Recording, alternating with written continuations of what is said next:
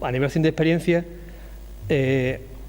cuando tenía escasamente, digamos, 14 años, tuve la suerte en el antiguo Cine Luz Leala de ver una película de Erich von Däniken que hablaba precisamente fue, digamos, uno de los primeros que empezó un poco a ver un poco todo lo que es esa visión alternativa de lo que es la historia, y desde entonces, tenía yo 14 años, desde entonces mi actitud siempre ante la ciencia ha sido siempre de crítica absoluta, ¿no? Y ojo y miedo cada vez que alguien desde la academia se niega a, digamos, a cualquier teoría, aunque sea disparatada, ¿no? Habrá cosas más disparatadas que pensar que el espacio y el tiempo son capaces de deformarse, moverse, y que eso es disparatado, que cualquiera se lo hubiera, y sin embargo hoy forma parte, digamos, del relato de la cosmovisión de nuestra civilización, ¿no? Entonces, pues la verdad que me ha agradado bastante, digamos, la conferencia, porque me ha retrotraído a toda lo que es una visión de esa idea de que tenemos mucho más de lo que pensamos y mucho más de lo que se nos ha contado, que somos, digamos, casi rehenes de un relato que se nos impone por razones que no vamos a entrar aquí porque se sale del objetivo de la conferencia, pero que yo creo que los compañeros de antes lo han dejado de manera subliminal bastante claro, ¿no? Bueno, yo centrándome un poco en lo que voy a plantearos, ¿no? Lo que voy a contar, realmente, más que, digamos, dar una charla sobre el paisaje, que alguna cosilla haré, ¿no? Prácticamente lo que quiero plantearos casi es poner el harto de la mesa el potencial que tiene el paisaje del entorno de Astas Regias como elemento de desarrollo. Casi, bueno, voy a decir que prácticamente casi toda mi experiencia laboral desde que empecé con el Grupo de Desarrollo Rural, que formé parte de su fundación, ¿no? Y después todo mi trabajo en los últimos 20 años en el Ayuntamiento se han centrado en el tema del desarrollo, y el tema del paisaje es una cuestión clave, ¿no? Desde el punto de vista del potencial que tiene la construcción de lo que es un paisaje. Realmente abordar, digamos, el tema del yacimiento como tal, de manera aislada, desgraciadamente, cuando se va uno a las instituciones siempre está el debate sobre el coste que tiene, el mantenimiento, que cuesta mucho dinero, etcétera, etcétera, ¿no? Un poco el debate. Pero si digamos que el yacimiento se contextualiza en un entorno en el que el yacimiento sirve para construir un relato que nos permita la interpretación del paisaje, la oportunidad y la necesidad de su recuperación cobra mucho más sentido y entramos en otra dimensión.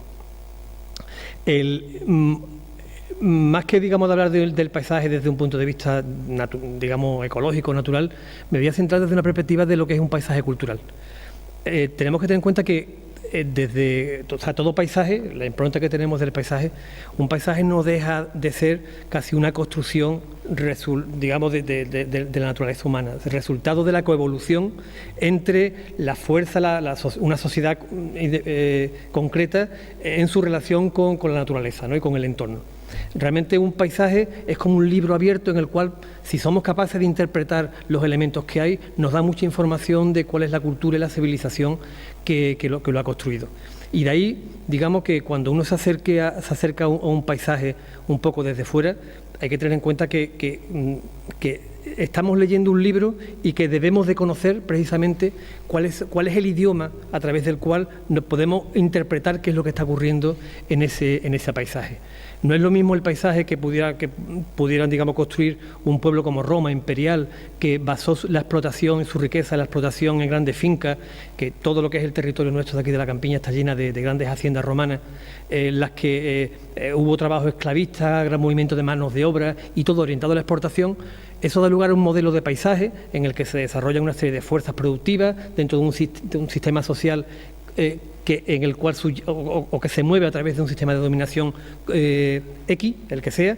No es lo mismo, por ejemplo, con el paisaje que tuvimos aquí en la misma zona en la época andalusí, en la que el concepto, por ejemplo, de la tierra para el que la trabaja, que está reconocida en la Suna dentro de lo que es la tradición musulmana, pues nos da un paisaje mucho más de alquería, de pequeñas explotaciones, de pequeñas producciones, más orientado al autoconsumo de las ciudades a nivel local, y en el que la biodiversidad cumple una función mucho más importante desde el punto de vista de la sostenibilidad de esos modelos que el paisaje de Roma, que ya os digo que seguramente se articuló en torno a grandes explotaciones. O sea, Si queremos entender una civilización, es muy importante ver el paisaje.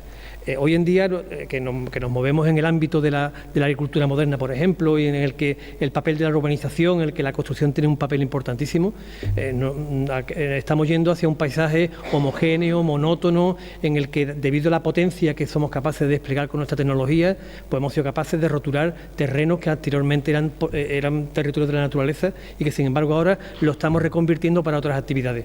¿Y cómo estamos pasando a un paisaje de servicio, o sea, a una sociedad de servicio? Y eso hace que antiguos, digamos, paisajes agrarios, paisajes rurales, hoy en día son casi fotos fosilizadas de una antigua sociedad que elaboró, que gestionó las tierras de una determinada manera y que hoy, sin embargo, se utilizan para el turismo rural, por ejemplo, y tienen otras funciones, ¿no? Por tanto, lo que tenemos que entender es que todo paisaje tiene un significado. Y eso es una cuestión importante, digamos, a la hora de abordar la interpretación de todo paisaje. ¿Cuál es el significado de ese paisaje? No es lo mismo el paisaje percibido desde las propias personas internas que viven ese paisaje, porque hay que tener en cuenta que ese significado en gran parte procede de la vivencia. Los paisajes no solamente, digamos, se disfrutan a través de lo visual, de los ojos. El paisaje también es tacto, ¿no? Porque cuando vamos por la playa, cuando estamos viendo algún tipo de paisaje, sentimos el viento de un día de levante, por ejemplo, o el calor en una zona, andando por un estero de la zona nuestra de aquí de Astarregia, ¿no? Se percibe de una manera y, por tanto, el paisaje también es tacto, el paisaje también es olfato, ¿no? Recordemos cuando pasamos por Jerez, después de la vendimia, ahora que se están haciendo los mostos, el olor precisamente a la elaboración de los vinos, cuando uno recorre el paisaje de Jaén o del sur de Córdoba con los olivares, en esta fecha precisamente, cómo huele precisamente al trabajo de las almazaras, huele a aceite. También el paisaje tiene un componente de olfato, un componente también de gusto, ¿no? O sea, que no es lo mismo tomarse un arroz con pato en los riacheros de Trebujena a tomárselo en un bar, en un restaurante en el centro de Madrid. También la propia gastronomía, la alimentación, todo eso nos retroalimenta de alguna manera y hace que la vivencia forma parte también del significado de un paisaje, ¿no?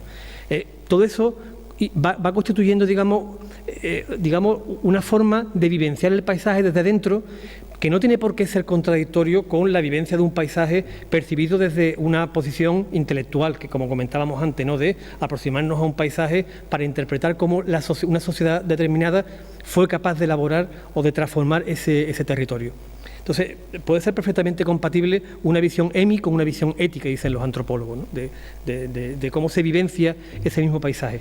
Pero cuando ese paisaje vivido se lleva a la memoria, se traslada a la memoria, es cuando verdaderamente ese paisaje tiene significado. Y de ahí el trabajo importante de ir recabando información de cómo han vivido y cuál es la experiencia vivida por parte de las personas que han vivido en una determinada zona para poder comprender verdaderamente cuál es ese paisaje.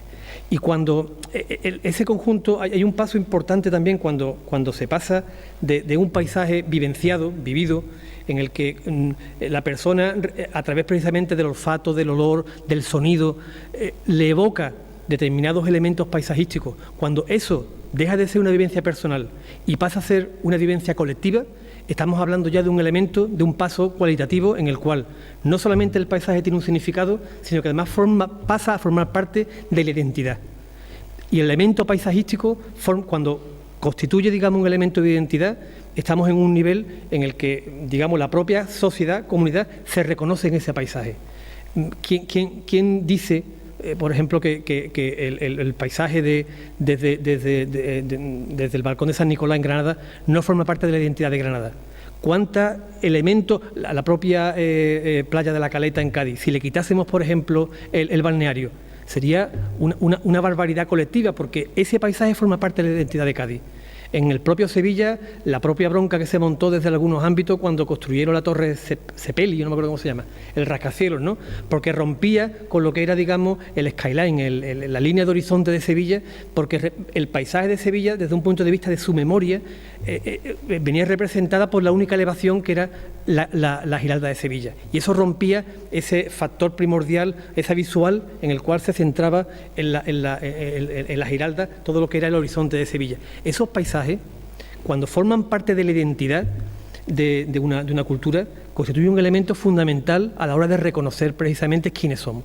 Y muchas veces los paisajes se destruyen y también se destruyen parte de esa identidad. Por lo tanto, es muy importante identificar ese valor identitario que tienen algunos paisajes, ¿no? Pero podemos dar un paso más adelante. Hay que tener en cuenta que cuando uno...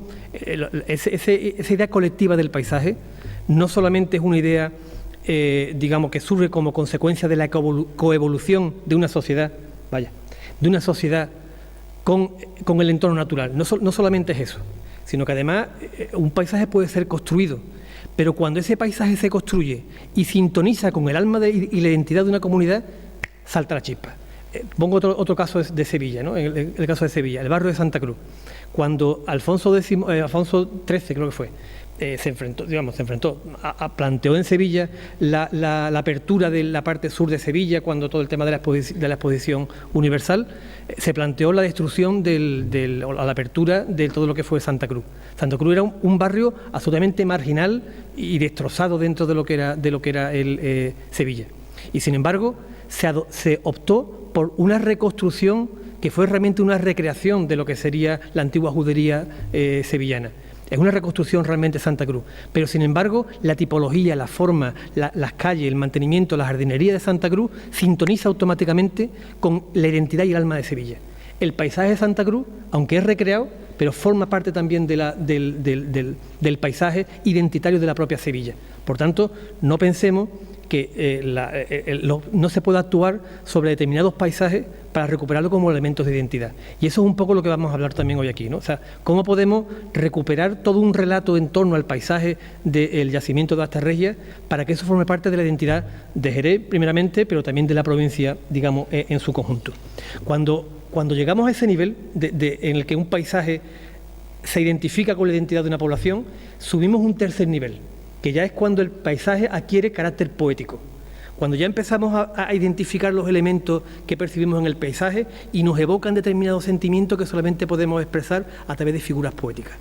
Esa forma cuando el paisaje llega a ese nivel, estamos ante un paisaje cultural. Y esa es la propuesta. Somos capaces de construir, reconstruir, reelaborar un relato, más las inversiones necesarias para dar sentido a ese relato, para hacer que el paisaje de Astas Regias se pueda convertir en un paisaje identitario que de una manera poética identifique la esencia o simbólicamente represente los orígenes de una ciudad como la de Jerez. Esa es un poco lo que en principio voy a intentar un poco yo de justificar después de este preámbulo un poco largo, que no pensaba hacerlo, pero me ha salido. O sea que, entonces, vamos a ver aquí si veo. El tema del paisaje cultural, tal y como lo hemos elaborado, tal y como lo hemos comentado, no es una cuestión puramente retórica. O sea, los paisajes culturales como tal, y en el sentido en el que lo acabo de expresar, viene recogido en la normativa y en la regulación de organismos internacionales desde hace mucho tiempo, ¿no? En la propia Convención de la UNESCO, del 72 del Patrimonio Cultural, en el artículo 1 propio de esa convención, he hecho un documento también para la plataforma, para que la plataforma pueda tener este documento y que pueda servir también como elemento de trabajo con todo el material bibliográfico de fuentes no originales, ¿no? Para que se pueda indagar más en quien quiere meterse en este tema, que lo pueda indagar, ¿no? Digamos, la propia UNESCO, lo mismo que reconoce elementos del patrimonio mundial o del patrimonio universal, ciudades como Córdoba o monumentos como las pirámides de Egipto y demás, también reconoce los paisajes culturales del mundo como un elemento clave de lo que es el patrimonio de la humanidad. Y existen paisajes culturales que son patrimonio de la humanidad. Ese mismo concepto de patrimonio de la humanidad, también veremos ahora los criterios, ya descenderemos un poco del ámbito un poco más teórico a las cuestiones más operativas, esto cómo se hace, cuando abordamos, digamos, el tema de la convención, que son acuerdos que el Estado español ha firmado, y que de esos acuerdos, a la hora de firmar esa convención, como veremos ahora, eso después se trasladó en Europa, a nivel europeo, el convenio, digamos, la Carta de Florencia, también, que es un convenio internacional del Consejo de Europa, también el Estado español lo ha firmado y obliga al Estado a la preservación de los paisajes culturales. Y ya veremos que el paisaje cultural no es solamente un paisaje bonito, sino que tiene ese elemento identitario que comentaba anteriormente. A nivel, digamos, de la normativa española, Precisamente como consecuencia de la firma tanto del convenio de la UNESCO del patrimonio cultural como de los dos convenios anteriores, el de la Carta Europea o la Carta de Florencia, pero también otros dos convenios, por ejemplo, el convenio marco sobre el valor del patrimonio cultural para la sociedad, la Carta de Faro, también hace muchísima referencia a todo lo que tiene que ver con la preservación, la promoción, el desarrollo, el cuidado de los paisajes culturales como un elemento patrimonial singular de lo que es, en este caso, desde Europa, ¿no? Y como consecuencia de esos dos convenios, tanto del convenio la Carta de Florencia como del convenio de la UNESCO, digamos, en España se ha puesto en marcha el Plan Nacional del Paisaje Cultural, en el cual, daros cuenta que en el ámbito, digamos, de los paisajes, de este ámbito de los paisajes culturales se está abordando desde los ámbitos de la cultura. Otra cosa es el paisaje visto desde el medio ambiente, desde el urbanismo, que tiene también su desarrollo. Pero desde el punto de vista del paisaje, visto como un valor cultural, se ha desarrollado, digamos, sobre todo a través del Estado, la Estrategia Nacional de Paisajes Culturales, en las que se han planteado distintos elementos singulares de patrimonio paisajístico del Estado, y a partir de ahí se han hecho determinados estudios para elaborar una metodología que nos lleve a ver cómo se caracteriza y cómo se identifica un paisaje cultural. Aquí también, como le he dejado a la plataforma también digamos, algunos de los fondos y la documentación, digamos, oficial del propio Ministerio. Y luego, en Andalucía, y esto sería ya lo que quería plantear, digamos, al final, contamos precisamente con los trabajos del Instituto Andaluz del Patrimonio Histórico, que tiene un apartado específico en materia de paisajes culturales. Y dentro de los paisajes culturales ha realizado un repositorio en el que tiene identificado determinados paisajes culturales a nivel, digamos, de Andalucía, entre los cuales se encuentra el viñedo de Jerez, pero no se ha desarrollado. Los únicos trabajos que hay ahora mismo, muy interesante, por cierto, uno de ellos es sobre el paisaje urbano de Sevilla, y otro segundo, que también es muy relevante y que creo que puede servir de modelo para lo que podríamos promover en lo que es la zona de Astarreia, que es lo que se está haciendo en la Ensenada de Bolonia. La Ensenada de Bolonia, ahora, lo comentaba, digamos, antes con Pedro Alemán, estaba por aquí, no sé si ha tenido que salir, está marchado al final, ¿no? Que es cierto que cuando uno va desde la plataforma a exigir a las distintas administraciones fondos para poder invertir en Astarreia, siempre nos cuentan que hay la falta de recursos económicos, ¿no? Vale, lo cierto es que hay una gran inversión que se está realizando en todo lo que es la zona de Bolonia y está girando precisamente en torno a los, digamos, descubrimientos arqueológicos que se están realizando, tanto en el poblado como las nuevas que se han encontrado en la zona de Trafalgar. Entonces se une allí, en ese paisaje, la Ensenada, que por supuesto tiene un potencial paisajístico desde un punto de vista estético y natural impresionante, tiene además un valor histórico, puesto que está allí el pueblo, la antigua ciudad de Baelo Claudia, se quiere hacer un itinerario arqueológico, y en torno a lo arqueológico y lo natural es como se está construyendo ese paisaje cultural. Y ya cuenta con, digamos, un estudio específico sobre los valores culturales que aporta la Ensenada de Bolonia. Esa misma metodología es perfecta. Cuando se coge el estudio que ha realizado el IAPFH, puede ser aplicable perfectamente al caso de Astarreia, ¿no? Desde un punto de vista jurídico, pues hasta ahora, digamos, todo lo que son convenios y demás se centra en gran parte en estudios, en análisis del territorio, en ver un poco una visión, vamos a llamarla así, de carácter más antropológica que de ordenación. Pero desde un punto de vista jurídico, cómo se protege un paisaje y cómo se pone en valor, digamos, un paisaje de carácter cultural. Ahí, bueno, digamos que hay que tener en cuenta que el peso, cuando se quiere trabajar en materia de ordenar el paisaje cultural, está en el ámbito competencial de la ordenación del territorio. Y ese es territorio de los urbanistas. Como sabes, la administración está segmentada por grupos de interés, digamos, institucionales. La historia lo hacen los historiadores, y como se mete alguien que no sea historiador, ¡plá!, porque no sabe. Cuando uno se mete en materia de urbanismo, si no eres arquitecto, ¡pah! Entonces están los geógrafos que también se pelean por ahí, en fin.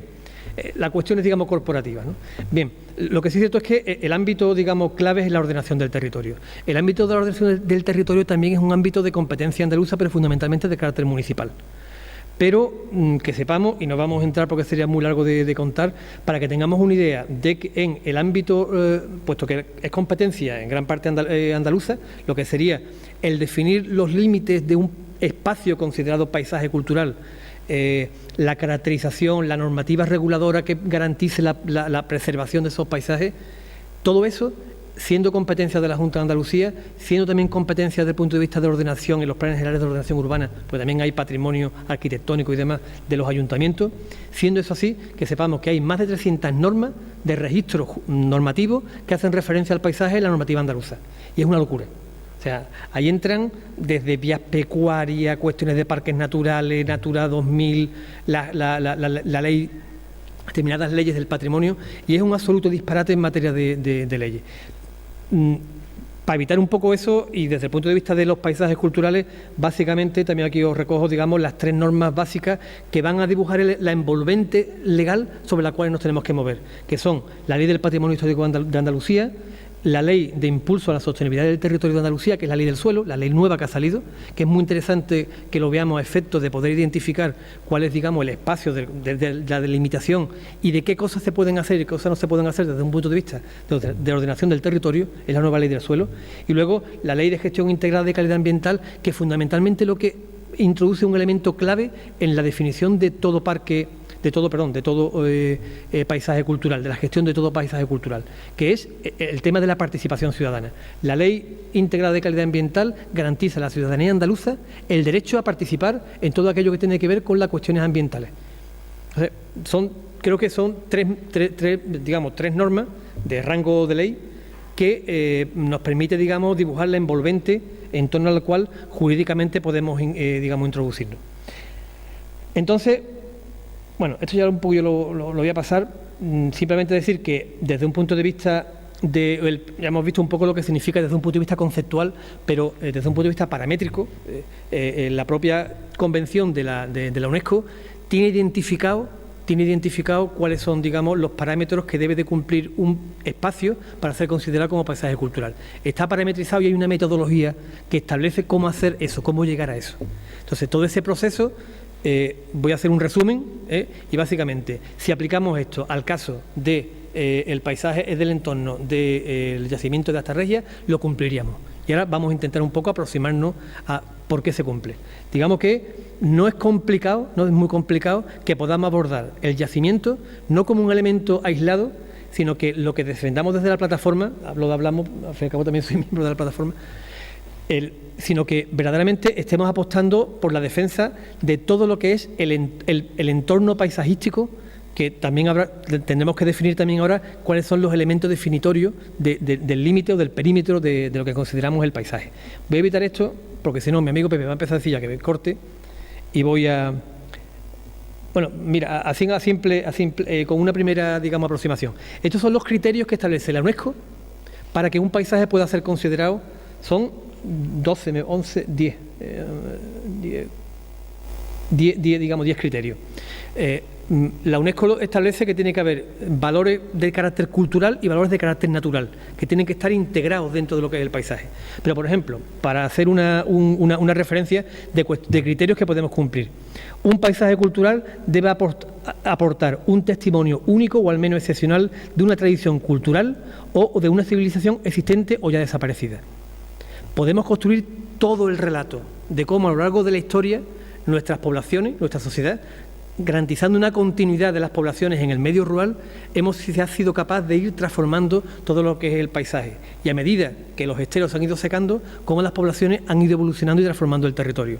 En torno al yacimiento podemos ver y construir todo un relato en torno a eso y cumplir precisamente con esa característica. El criterio 4, ofrecer un ejemplo eminente o paisaje que ilustre una etapa significativa de la historia humana. Eso está pensado para patrimonio de la humanidad, pero si entendemos el patrimonio de Andalucía, podemos entender que el paisaje de Astarregia es representativo de todo lo que supuso la transformación del borde sur del antiguo lago Ligustinus, ¿no? En fin, hay suficiente, digamos, simplemente sustentándonos en la normativa de la UNESCO, en la Carta de Florencia y la normativa española para poder argumentar que es posible acometer un proyecto de identificación del paisaje de Astarregia como un paisaje de carácter cultural, ¿no? Bueno, vamos ya a descender un poquito más. Hemos pasado un poco de la cuestión conceptual, hemos pasado después a la parte normativa, regulatoria, y vamos a hacer una aproximación simplemente para que lo que estoy planteando de la posibilidad de abordar el que se pueda acometer el entorno de Astarreya como un paisaje cultural, vamos a ver si tiene realmente visos de tener realidad. Voy a plantearlo desde el paisaje en el tiempo presente. O sea, que tampoco voy a entrar en temas de paisaje, de arqueología, ¿no? Sino hoy en día, ¿cuáles son las características del paisaje actual? Bueno, lo primero, todo sabido. Este es el mapa de elevaciones, lo hemos tomado como referencia a la hora de caracterizar un paisaje. El paisaje tiene más elementos, pero bueno, como elemento clave, tenemos que tener en cuenta que el entorno de Astarreya es un pequeño conjunto, un elemento, un espacio que forma parte de un espacio paisajístico mucho más amplio y que podemos identificar con todo lo que fue el antiguo estuario del Guadalquivir, ¿no? Estamos además en la zona sur, que no sé si se ve bien hoy. Estamos ahí en la zona sur. Si vemos hay una diferencia entre la conformación de la topología, de la topografía de la zona norte y de la zona sur. La zona norte es más lineal, estamos hablando precisamente de materiales geológicos mucho más duros, llegan justamente hasta el borde del antiguo lago y digamos que nos da una costa mucho más lineal. Sin embargo, la zona sur, construida, que se levanta sobre territorio más terciario, realmente es un laberinto de antiguos esteros que se van metiendo y que nos identifican espacios semimarítimos en torno a cerros que se elevan sobre el antiguo lago. Es mucho más intrincado, mucho más complejo, ¿no? Entonces, hay ya de por sí una diferencia y podemos empezar a decir que el paisaje de Astarreya, del entorno de Astarreya, es representativo fundamentalmente de la orilla sur del antiguo lago Ligustino. Este espacio, vamos a hacer aquí otra caracterización, es un poco lo que comentaba anteriormente. En los puntos rojos es donde está ubicado este mapa de elevaciones, es donde está ubicado Astarreya. La cabeza, ¿esto funciona o no funciona? Esto tiene... Bueno, pues funcionará. Bueno, vamos a dejarlo. Lo voy a romper. Sí, mira, luego con esto. Esta parte de aquí es donde está Trebujena. El cerro donde se encuentra Trebujena. Aquí está el río. Todos estos son los esteros. Este es el estero que llegaba hasta Astarreya y que actualmente son simplemente espacios agrarios de baja calidad agrícola y que surgen como consecuencia de la desecación de tierras agrarias que se produjo durante los años 50-60. O sea, que realmente es una transformación muy reciente, pero que hasta los años 40-50 estas zonas pues se mantuvieron en gran parte, al menos inundadas durante la época de lluvia, ¿no? Al menos. Hay que tener en cuenta que a esta altura, si midimos aquí, a esta altura, la cota más baja del suelo a esa altura, estamos a unos 3 metros hasta 4 metros. O sea, que prácticamente una zanja y estamos a la misma cota que el Guadalquivir. O sea, que estamos en una zona en la que nos caracteriza, los elementos fundamentales del paisaje, ¿no? Que creo que aquí lo tenía. Entonces son, los 3 elementos significativos que nos encontramos cuando recorremos el paisaje del entorno de Astarreya. Tenemos por un lado todo lo que es la zona de marisma, que está más pegado a la zona del río, más pegado a la zona, que se caracterizan fundamentalmente porque tienen... es una zona que se encuentra inundada durante la mayor parte del territorio. Tenemos después los antiguos esteros, que están en la zona de interior, como hemos comentado anteriormente, tierras drenadas, cultivos, actualmente son cultivos extensivos de muy mala productividad, de muy baja producción, que posiblemente fueron territorio de la ganadería hasta los años 50 y 60 y que pasaron a ser agrícolas seguramente durante la época de la PAC por el tema de las subvenciones de la política agrícola común, pero que son... ¿Perdón? Sí, bueno, la foto la he hecho así precisamente para que se vea el paisaje de Asta, ¿no? Y que, bueno, fueron tierras que se transformaron, pero que corresponde a un espacio de carácter eminentemente ganadero, marismeño. Ahí tengo una experiencia que cuando estaba precisamente haciendo la tesis, que la dejé precisamente, entre otras cosas, porque la academia me hizo así y dije, paso, prefiero divertirme de otra manera.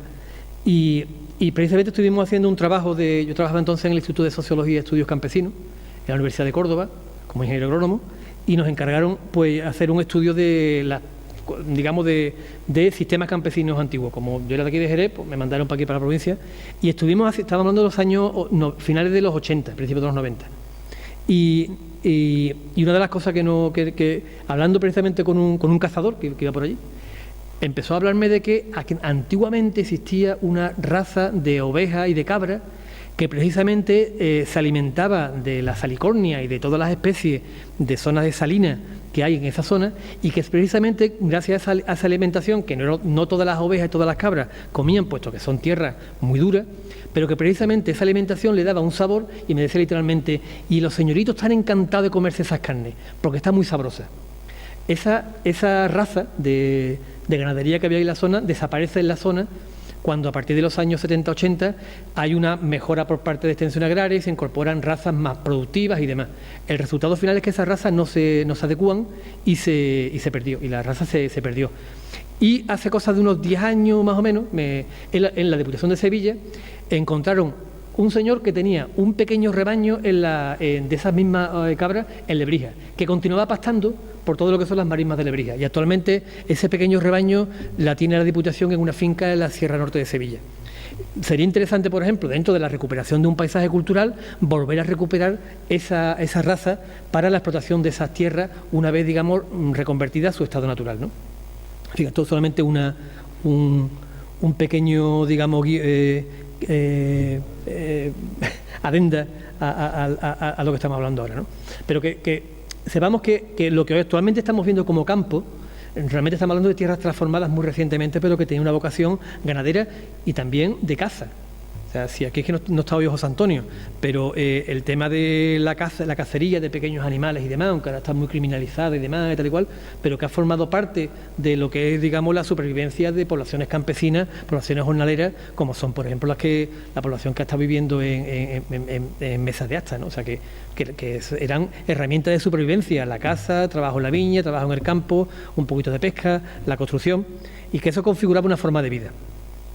Bueno, y por último, el segundo elemento, tenemos las marismas y tal, tenemos lo que son ya los cerros triásicos, famosos, que es donde están las tierras blancas, las tierras albarizas, donde se ubican el viñedo, pero que también, además, históricamente, antes de la actual superficie de viñedo, estuvo ocupada por monte y también ocupada, de hecho todavía algunas zonas que se llama el Carrascal, por ejemplo, ¿no? que nos evocan zonas de monte que estaban también, que han estado prácticamente desmontadas hasta antes de la época de la filocera, pero que también compaginaba la viña pues con la cerealicultura y con la olivicultura.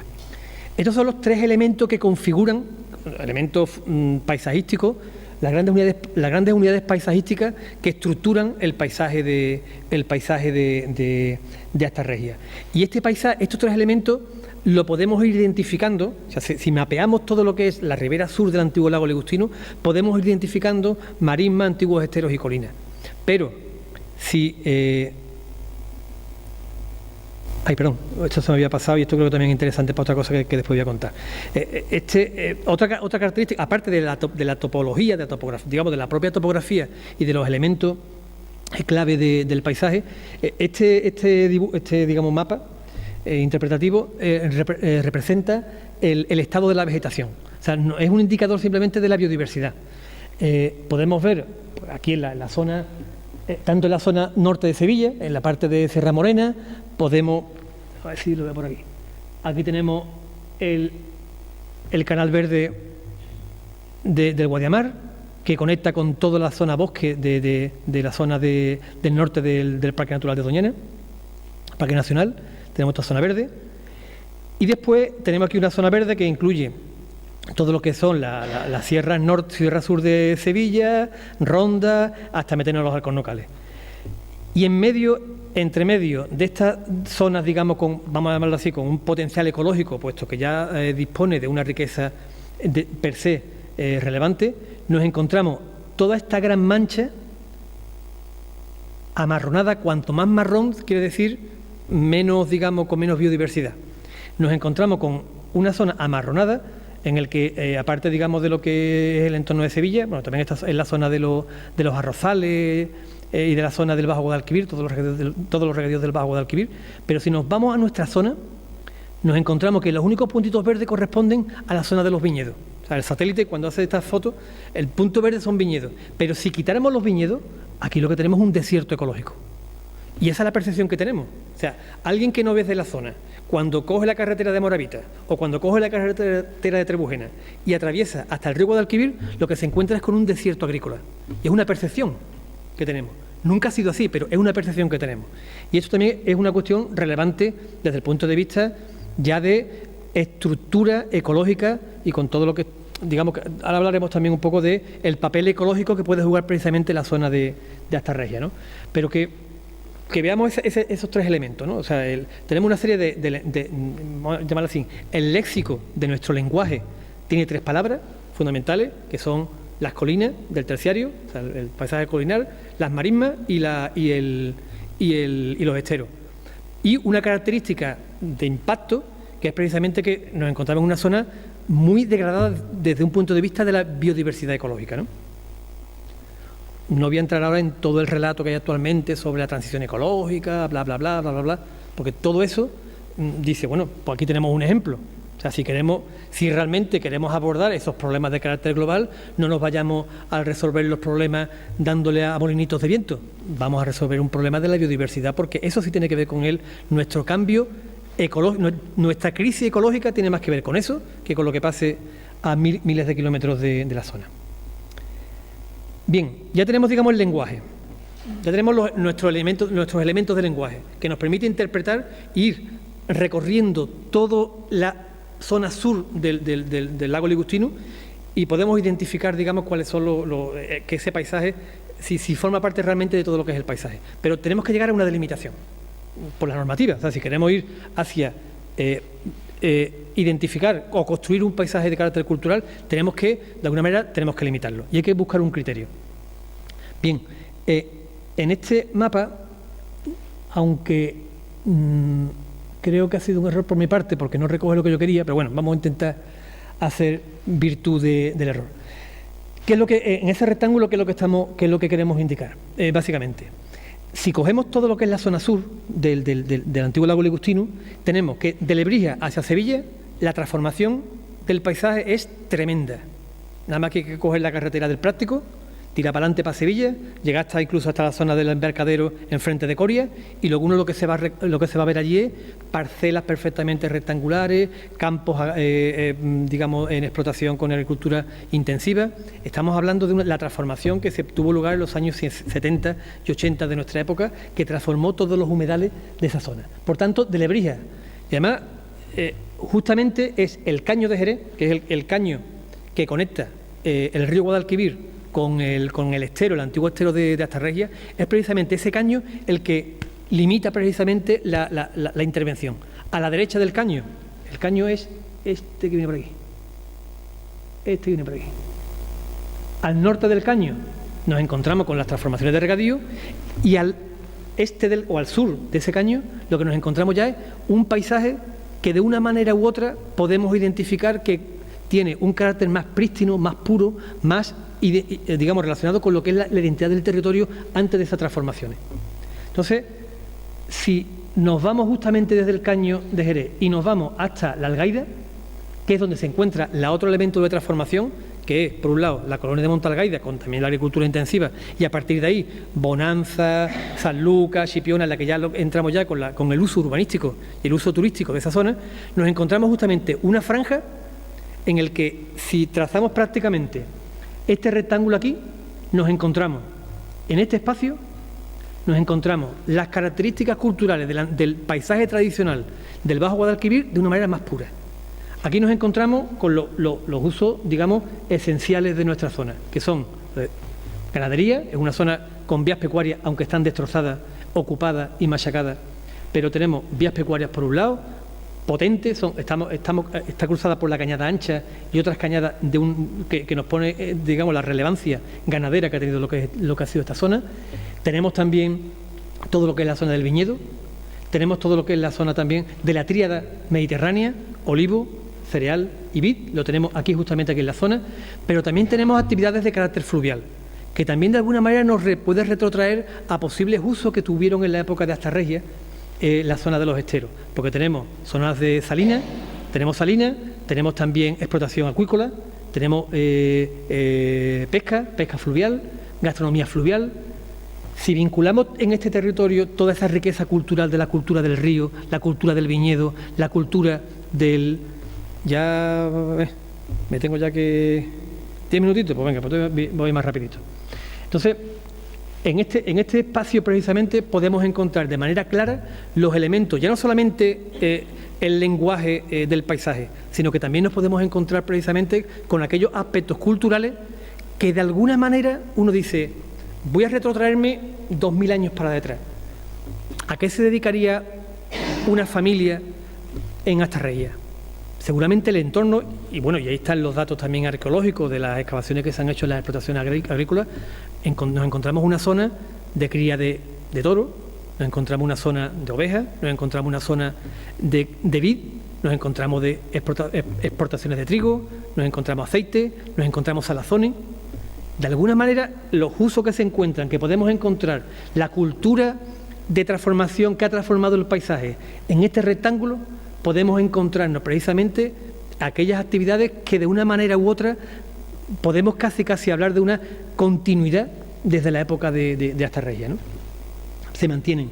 Esta visión, por ejemplo, desde el punto de vista de la valoración del viñedo de Jerez, es fundamental, porque estamos hablando que estamos, en torno a este relato, estamos planteando que el viñedo de Jerez posiblemente sea de los viñedos más antiguos del mundo. Eso le da ubicar la visión del viñedo de Jerez, introducirlo dentro de un paisaje cultural, nos lleva a darle una nueva dimensión a la hora de dar a conocer lo que son nuestros propios viñedos, ¿no? Bueno, por tanto, voy entonces a hablar de... Esto tampoco ha sido uno de mis grandes éxitos a la hora de dibujar mapas, ¿no? Porque no se ve muy claro. Bueno, básicamente es lo que estaba, como no tengo tiempo, no voy a profundizar mucho más en ello, pero aquí aparecen, digamos, los elementos fundamentales de que estaba comentando anteriormente. Lo que está rayado son zonas marismeñas o susceptibles de ser regeneradas ecológicamente hacia marisma. Es un espacio, o sea, hay un enorme potencial de regeneración ecológica de ese espacio, donde podemos intervenir recuperando espacios actualmente agrarios, pero de baja calidad. Y actualmente la PAC, con los ecoesquemas, con la posibilidad, digamos, de, si tuviese un poquito de sensibilidad en este sentido, podía remunerar a aquellas explotaciones agrarias que derivasen su actividad, no tanto la actividad de un trigo, que escasamente puede llegar a los 1000 kilos por hectárea, como mucho de rendimiento, y que yo no sé cómo estarán, pero vamos, con la sequía que estamos teniendo, no creo ni siquiera ni que se pudieran llegar a recoger, ¿no? En último caso, por la calidad de los suelos y precisamente por el carácter salistroso de las fincas, sobre todo de las partes más bajas de esos esteros, ¿no? Bueno, pues todo lo que está sin rayado es susceptible de poder ser objeto de una regeneración ecológica, recuperando, digamos, el paisaje de marisma interior de los antiguos esteros. Lo que no está rayado son precisamente actividades, zonas que son de actividad de la tríada mediterránea, fundamentalmente olivar y cereal. Y lo que está rayado en amarillo, así con rojo, son espacios con potencial, uso potencial en el viñedo. Bueno, tenemos aquí los 3 usos fundamentales que han configurado lo que es el paisaje. Y por tanto, si atendemos a los criterios de la UNESCO para considerar este espacio como espacio de interés cultural o de paisaje cultural de relevancia, tenemos todos los elementos para poder digamos, construir un relato en torno al cual este paisaje, que estamos viendo, lo reelaboramos y le damos un nuevo significado. El elemento articulador de ese significado es Astarreía. O sea, Astarreía simbólicamente representa el elemento humano que a lo largo de la historia ha sido capaz de articular todo lo que son las funciones del territorio de ese espacio. Y todavía lo tenemos fosilizado. O sea, no, estamos hablando de un espacio que, aunque lógicamente desde la Edad Media la ciudad ha dejado de tener esa función posiblemente ha pasado a Jerez, pero que incluso desde la propia ciudad de Jerez, la función que se le sigue dando a ese espacio sigue siendo exactamente la misma y podemos hablar precisamente de que ahí podemos visualizar un elemento del patrimonio de nuestra historia y de nuestra identidad. Porque no olvidemos que el objetivo final de un paisaje cultural es reconocernos identitariamente con ese territorio. Entonces, ¿qué hay que hacer para convertirnos en un paisaje cultural? Y con esto ya acabo. Primero es, hay que irse a... Un paisaje cultural no es una cuestión que se elabora así, con 4 ideas poéticas y demás. Hay todo un procedimiento. El Instituto Andaluz de Patrimonio Histórico ha elaborado un libro en el que aparecen los criterios para la elaboración de las guías del paisaje cultural, que requiere... Esto es un campo enorme para la investigación por parte de las universidades y de las organizaciones científicas en materia de geografía, antropología, historia... todo lo que tenga que ver con lo que ramas del conocimiento que nos permita interpretar los factores que están ejerciendo la dinámica sobre el territorio. Entonces, hay una primera fase que es de documentación a lo bestia. Hay otra parte fundamental también, es hacer el mapa de los intereses que hay en la zona, las personas que están involucradas, cuáles son las personas, empresas que tengan intereses. Ahora aparece todo el tema que está rompiendo con este concepto, que es todo lo que tiene que ver con el tema de los molinos de viento, todo el tema digamos de energético, ¿no? que incorpora un elemento dentro de ese paisaje. Precisamente el Ayuntamiento de Jerez, ahora que está aquí el delegado, acaba de recibir que el Ayuntamiento participará en un proyecto precisamente para ver cómo impacta sobre el paisaje elementos, digamos, aparentemente destructivos, como pueden ser lo que son los campos solares y los molinos eólicos, ¿no? Cómo integrar eso, ¿no? Como un elemento porque los paisajes se construyen, o sea que no basta solamente con tener esa visión fosilizada de un paisaje, también hay elementos de renovación. Pero bueno, la cuestión está en que es fundamental, como una cuestión clave, que desde la propia plataforma, desde el Ayuntamiento y demás, se pongan en contacto con el Instituto Andaluz de Patrimonio Histórico y podamos abordar desde su experiencia y con los datos que ellos tienen, el poder abordar la elaboración de una metodología, de un procedimiento para definir, catalogar cuáles son los criterios y los valores que incorpora este paisaje como valor cultural.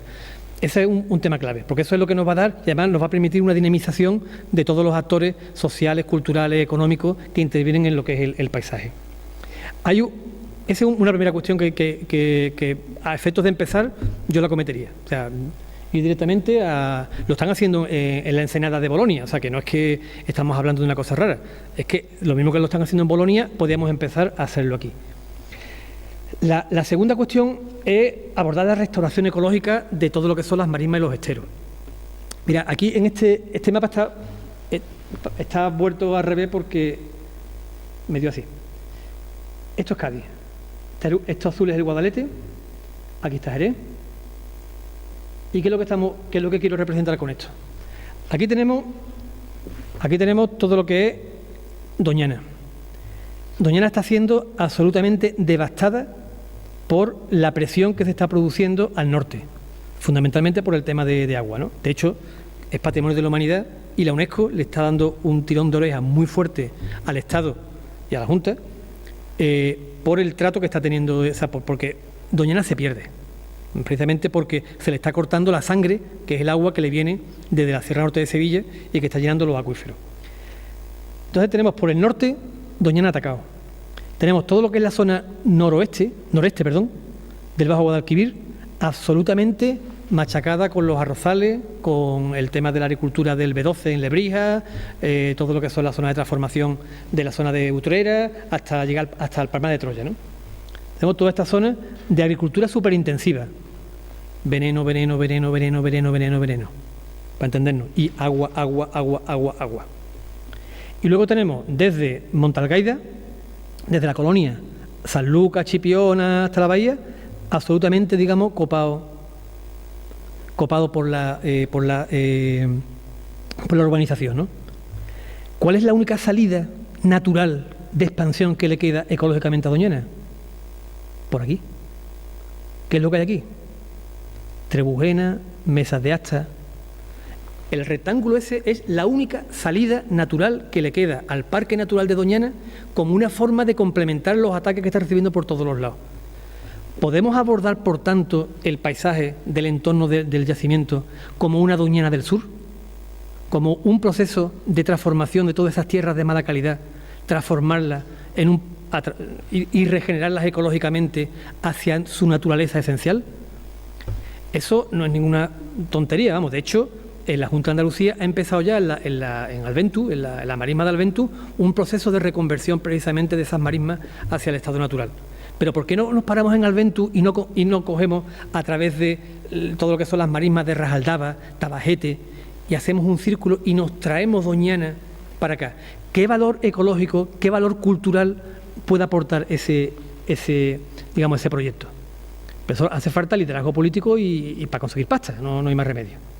Este es otro de las cuestiones por lo cual es importante identificar el tema de Astarregia como un proyecto también de regeneración cultural vinculado a una nueva cultura de restauración ecológica.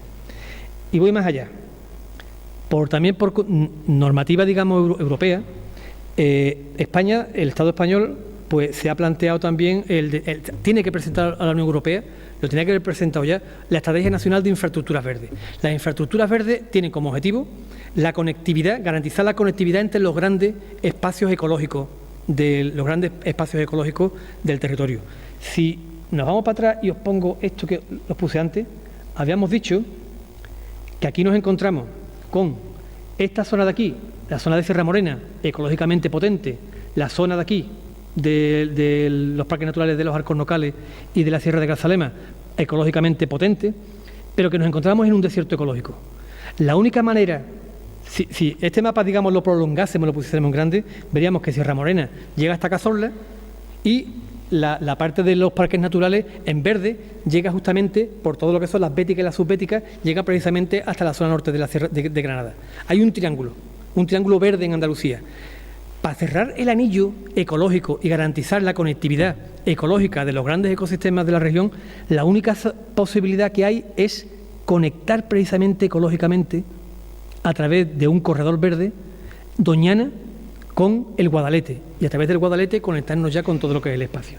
Esto tiene escala suficiente. El plan estratégico de las infraestructuras ecológicas, no estamos hablando de corredores verdes, pequeños paseos verdes, una infraestructura ecológica es tratar la naturaleza, digamos, la conectividad entre los ecosistemas a una escala como si fuesen autopistas.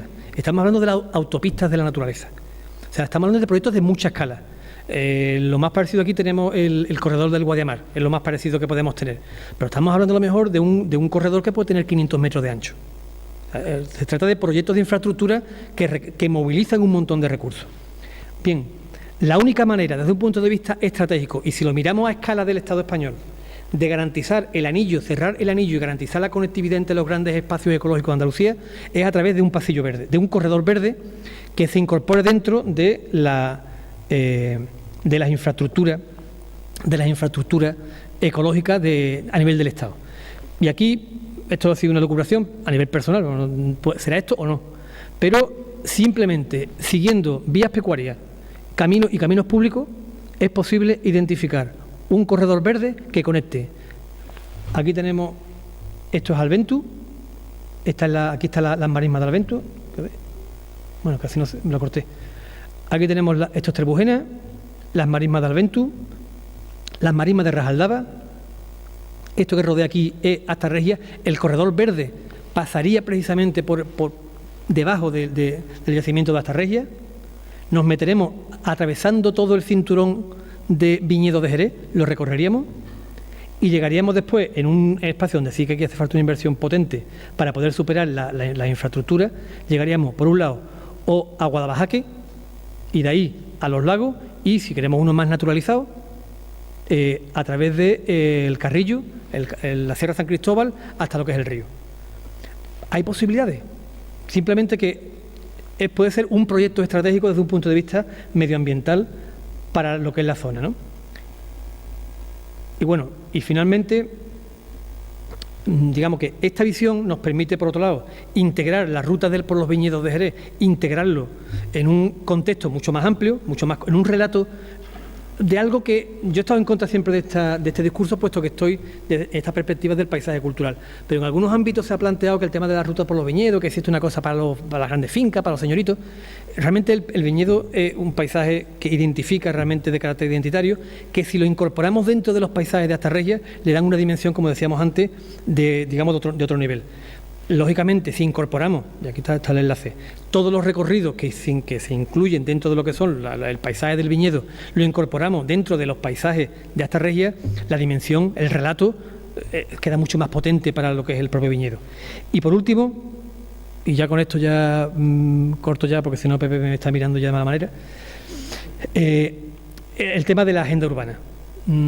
Evidentemente, el gran desafío, y llevamos ya yo creo que casi 4 o 5 años de retraso en el ayuntamiento, es fundamental abordar ya lo que sería la agenda urbana dentro digamos, del diseño del modelo de ciudad que tenemos para los próximos años.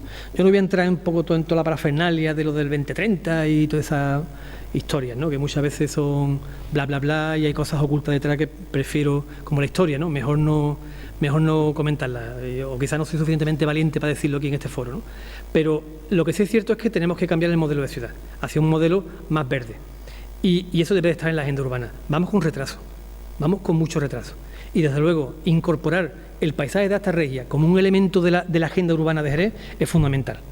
Y ese debería de ser un objetivo estratégico de política municipal para los próximos 4 o 5 años. Tenía aquí más cuestiones, pero prefiero casi callarme, y si hay alguna cuestión, o vamos directamente a tomar un cafelito. En fin, espero un poco haber provocado el interés para que desde la plataforma y desde la sociedad civil se interpele a las administraciones en la necesidad de desplegar recursos económicos, fundamentalmente, y humanos, los que pueda haber dentro de lo que es el ayuntamiento, diputación y demás, para abordar eso. Yo muchas veces se lo comento a algunos compañeros, digo, mira, el Parque Natural de la Bahía de Cádiz, hace 40 años, los que lo conocimos, aquello era una escombrera, estaba una porquería. Entonces, cuando los que íbamos a Val de la Grana nos metíamos para adentro, aquello era una porquería horrorosa. Hoy en día, después de muchos años de restauración ecológica y de inversión pública en lo que es la zona, ¿quién niega que el Parque Natural de la Bahía de Cádiz, con todas también sus esteros, sus salinas, sus espacios, es uno de los mayores atractivos que tiene ahora mismo la bahía y es un factor clave?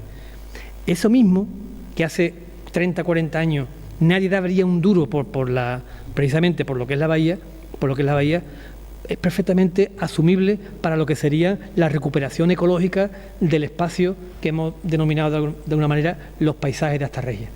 Y es un proyecto que creo que puede movilizar, y eso no es, digamos, que serviría también un poco de enlace a la mesa redonda que creo que va a haber después del café, de que el potencial económico, si lo circunscribimos exclusivamente al yacimiento arqueológico, es importante.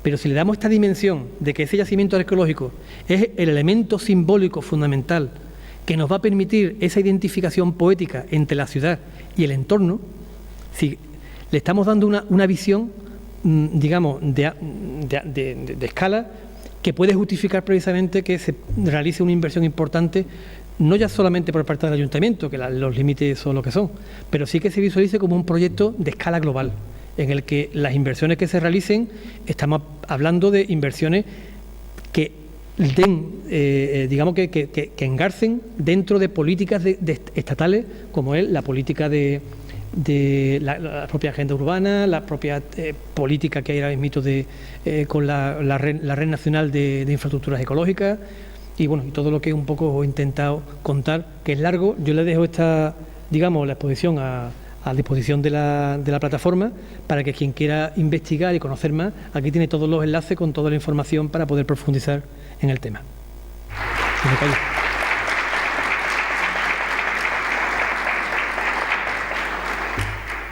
Muchas gracias, Jesús Parra, por tu disertación tan técnica y tan maravillosa. Como vamos más de tiempo, yo voy a hacer una pequeña pregunta que creo que te va a gustar, en el sentido, y para que muchos de vosotros sepáis, si esa esclusa del Guadalquivir entre Buenas se abriera y fuera un buen año de lluvia, ¿qué pasaría, Jesús.